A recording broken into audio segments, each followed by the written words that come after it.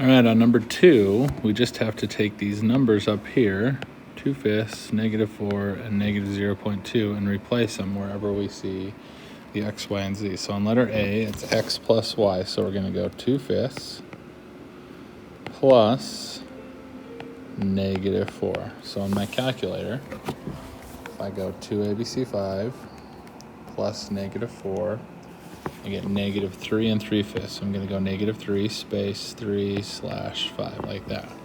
Okay? Or I think the decimal is -3.6.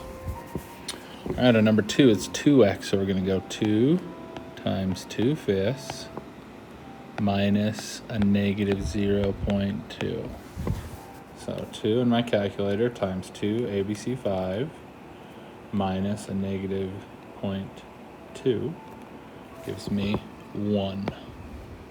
Okay. Third one, x plus y plus z, we're going to go 2/5 plus -4 plus -0.2. We're just going to add them all together. So 2 ABC5 plus -4 plus -0.2 gives me -3.8. And then y times x on my calculator, -4 times 2/5. So -4 times 2 ABC5 gives me -1 3/5, or -1.6.